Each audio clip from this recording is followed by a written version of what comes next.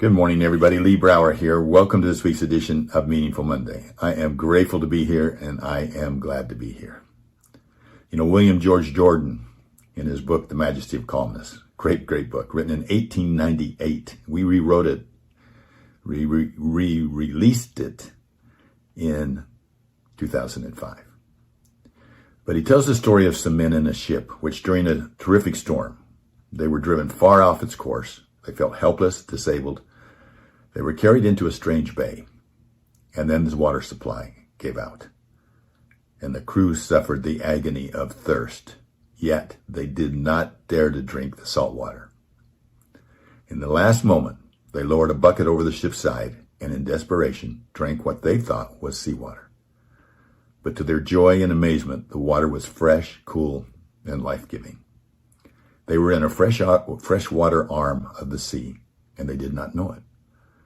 All they had to do was simply reach down and accept the life-sustaining water for which they craved.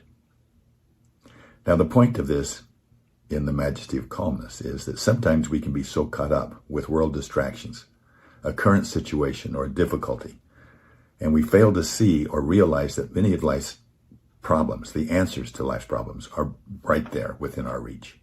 How many times has that happened to you? But you know, the way I look at this too is a great example of poor leadership. And what are those elements of leadership, of great leadership? Could they have solved this much earlier? And what are the principles of leadership that as we examine this, that we could bring and put into our own lives as leaders in our homes, leaders in our communities, and leaders in our businesses? I think that if they would have followed a formula, let me just share the formula with you. First, you begin in abundance. And by that, we begin in gratitude, right?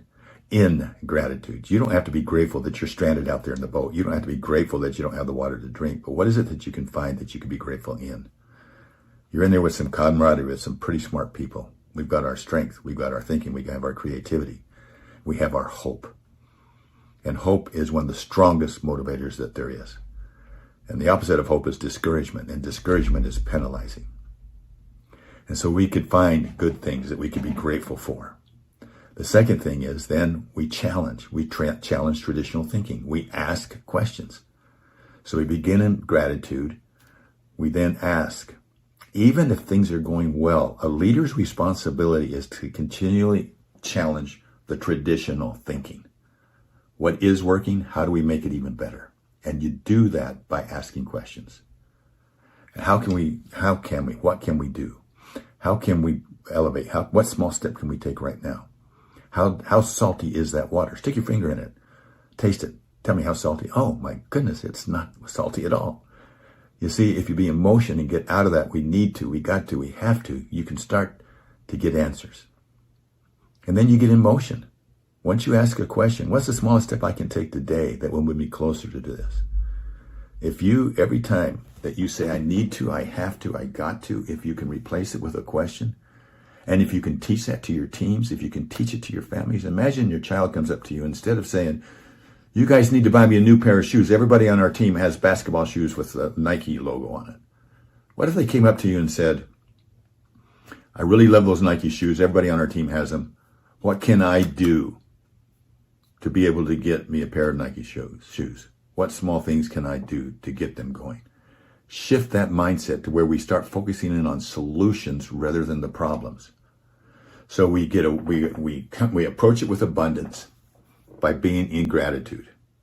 We ask empowering questions. We don't sit around and say, I need to, I have to, I got to. And then we get in motion. And once we're in motion, then we can make adjustments. We can rinse and repeat. By staying in gratitude, continually challenging what's working, we will find our way out of there. See, it didn't end by just picking the bucket up and drinking the water. They still had to get out of the bay. And so I'm sure that there's some adjustments that had to be made along the way. So let's not lead by dumping our buckets in the water at the last moment. Let's always focus on being that abundance attitude. Let's stay in gratitude. Once we're staying in gratitude, we can challenge what's working and what's not working, but challenge even those things that are working. The enemy of thriving is arriving, so we challenge what is working. How do we make it even better? And then we get in motion. And once we're in motion, we can make the small adjustments that we need to get to where we're going. In these times, it's the perfect thing for us as leaders to focus in on more than ever. More than ever. Our families are counting on you. Your companies are counting on you. Your colleagues are counting on you. Our community is counting on you. Let's lead life deliberately. Find your empowering question this week. When instead of saying I need to, do it one time. Instead of saying I need to, have to, got to, just replace it with an empowering question and see what happens. Have a meaningful week. We'll talk next week. Bye-bye.